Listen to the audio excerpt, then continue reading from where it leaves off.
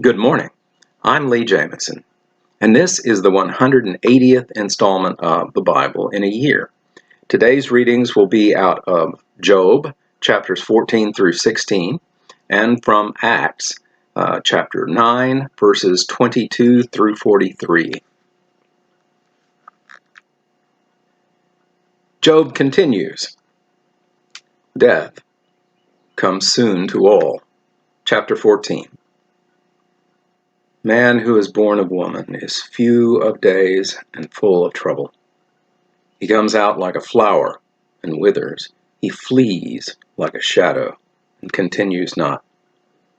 And do you open your eyes on such a one and bring me into judgment with you? Who can bring a clean thing out of an unclean? There is not one.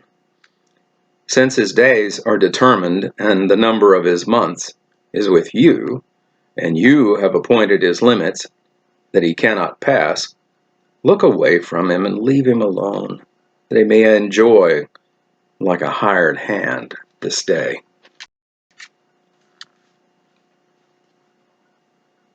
For there is hope for a tree, if it be cut down, that it will sprout again, and that its shoots will not cease. Though its roots grow old in the earth, and its stump die in the soil, yet at the scent of water it will bud, and put out branches like a young plant. But a man dies and is laid low. A man breathes his last, and where is he? As waters fail from a lake, and a river wastes away and dries up, so a man lies down and rises not again. Till the heavens are no more, he will not awake, or be roused out of his sleep. Oh, that you would hide me in Sheol, that you would conceal me until your wrath be past, that you would appoint me a set time and remember me. If a man dies,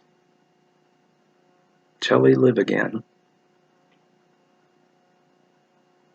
All the days of my service I would wait, till my renewal should come. You would call, and I would answer you. You would long for the work of your hands. For then you would number my steps. You would not keep watch over my sin.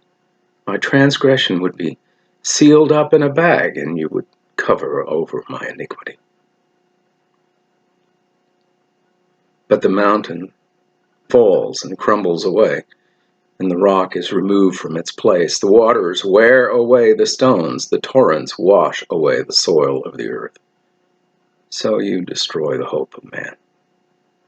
You prevail forever against him, and he passes. You change his countenance and send him away. His sons come to honor, and he does not know it. They are brought low, and he perceives it not. He feels only the pain of his own body, and he mourns only for himself. Eliphaz accuses. Job does not fear God. Chapter 15. Then Eliphaz the Temanite answered and said, Should a wise man answer with windy knowledge, and fill his belly with the east wind? Should he argue in unprofitable talk, or in words with which he can do no good? But you are doing away with the fear of God, and hindering meditation before God. For your iniquity teaches your mouth, and you choose the tongue of the crafty. Your own mouth condemns you, and not I. Your own lips testify against you. Are you the first man who was born? Or were you brought forth before the hills?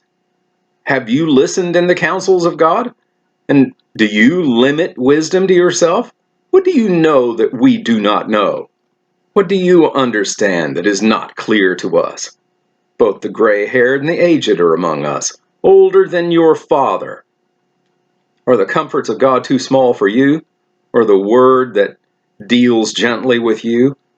Why does your heart carry you away? And why do your eyes flash that you turn your spirit against God and bring such words out of your mouth? What is man that he can be pure? Or who is he born of a woman that can be righteous? Behold, God puts no trust in his holy ones, and the heavens are not pure in his sight. How much less one who is abominable and corrupt, a man who drinks injustice like water? I will show you, hear me, and what I have seen I will declare. What wise men have told without hiding it from their fathers, to whom alone the land was given, and no stranger passed among them. The wicked man writhes in pain all his days, through all the years that are laid up for the ruthless. Dreadful sounds are in his ears. In prosperity the destroyer will come upon him. He does not believe that he will return out of darkness, and he is marked for the sword. He wanders abroad for bread, saying, "Where is it?" He knows that a day of darkness is ready at his hand. Distress and anguish terrify him. They prevail against him like a king ready for battle, because he has stretched out his hand against God and defies the Almighty, running stubbornly against him with a thickly bossed shield, because he has covered his face with his fat and gathered fat upon his waist, and has lived in desolate cities, in houses that none should inhabit, which were ready to become heaps of ruins. He will not be rich, and his wealth will not endure, nor will his possessions spread over the earth. He will not depart from darkness. The flames will dry up his shoots, and by the breath of his mouth he will depart. Let him not trust in emptiness, deceiving himself, for emptiness will be his payment. It will be paid in full before his time, and his branch will not be green. He will shake off his unripe grape like the vine, and cast off his blossom like the olive tree. For the company of the godless is barren, and fire consumes the tents of bribery. They conceive trouble and give birth to evil, and their womb prepares deceit. Job replies, "Miserable comforters are you." Chapter 16. Then Job answered and said, I have heard many things. Miserable comforters are you all. Shall windy words have an end? Or what provokes you that you answer? I also could speak as you do, if you were in my place. I could join words together against you, and shake my head at you. I could strengthen you with my mouth, and the solace of my lips would assuage your pain. If I speak, my pain is not assuaged, and if I forbear, how much of it leaves me? Surely God has worn me out. He has made desolate all my company, and he has shriveled me up, which is a witness against me. And my leanness has risen up against me. It testifies to my face. He has torn me in his wrath and hated me. He has gnashed his teeth at me. My adversary sharpens his eyes against me. Men have gaped at me with their mouth. They have struck me insolently on the cheek. They mass themselves together against me. God gives me up to the ungodly and casts me into the hands of the wicked. I was at ease, and he broke me apart. He seized me by the neck and dashed me to pieces. He set me up as his target. His archers surrounded me. He slashes open my kidneys and does not spare. He pours out my gall on the ground. He breaks me with breach upon breach. He runs upon me like a warrior. I have sewed sackcloth upon my skin, and have laid my strength in the dust. My face is red with weeping, and on my eyelids is deep darkness. Although there is no violence in my hands, and my prayer is pure.